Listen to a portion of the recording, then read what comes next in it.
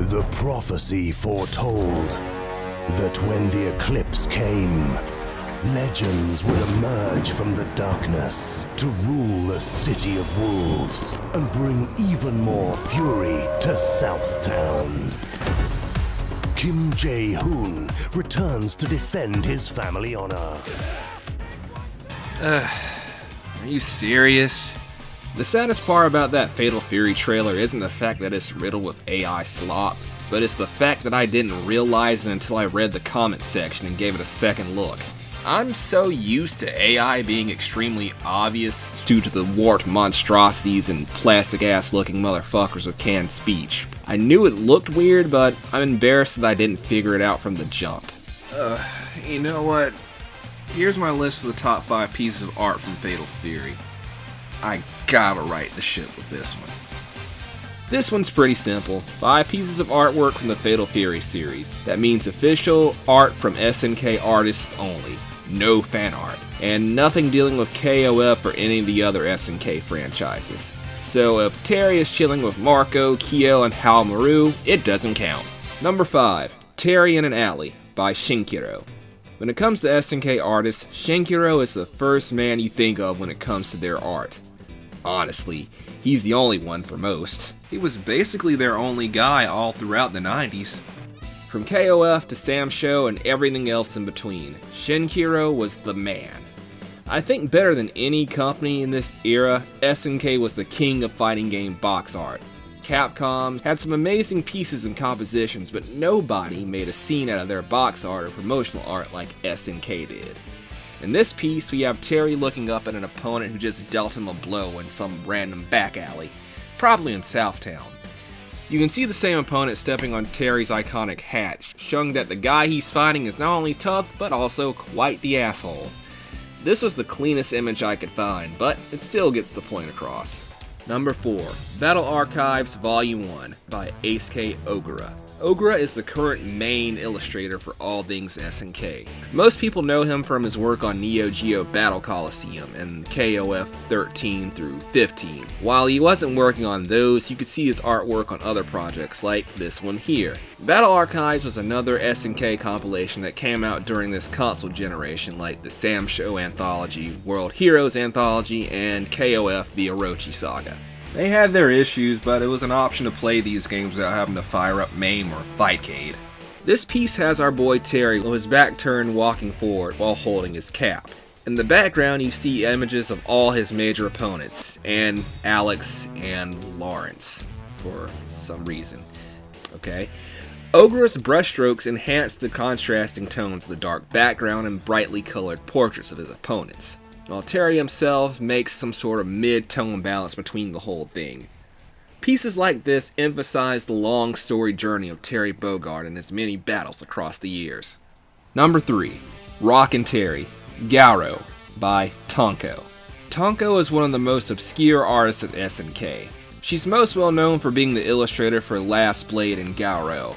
Her style is soft, kinda rounded, and almost velvety thanks to her use of watercolors, though occasionally she'll do some chibi art or some digital coloring from time to time. What I like about this piece is the angle of where the scene takes place.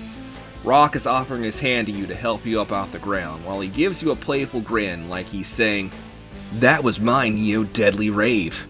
You like?"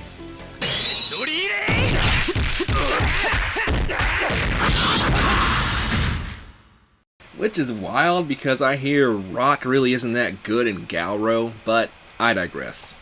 Meanwhile, you have Terry in the background vibing as he tends to do. Always liked this era of Terry as he's got this kind of laid back swagger now that you just can't help but admire.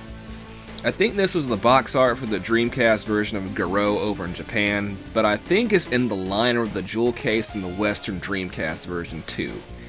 Anyway, it's a bold choice to use this as any part of fighting game box art, and I'm all here for it.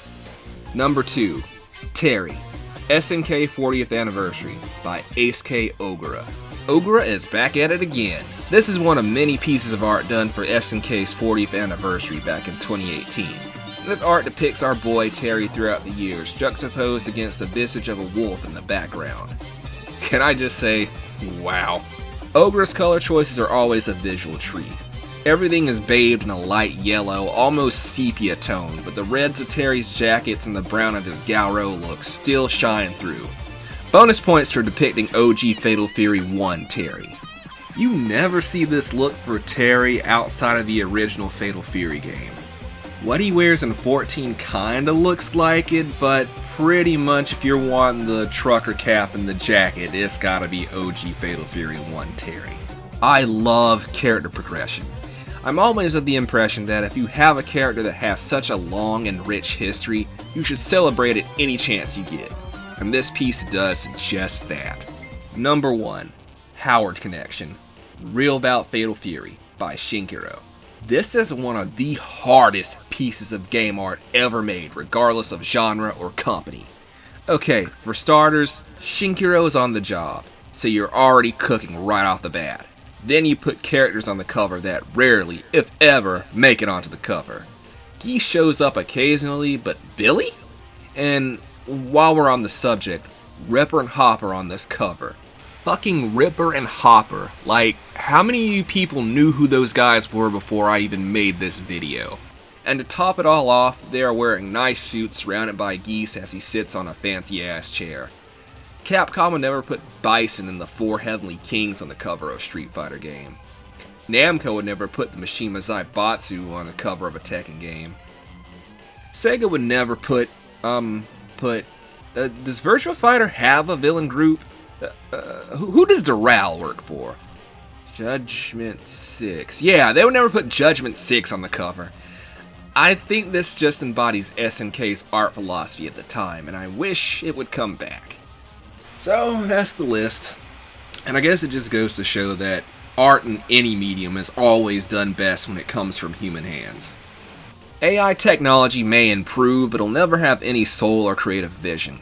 I always knew that SNK would be negatively affected by the Saudi takeover, but I never knew it would happen as fast as it did. From the guest characters to the funky way they handle the closed and open betas, it's a shame that it happened to a long-awaited follow-up to a beloved and classic franchise.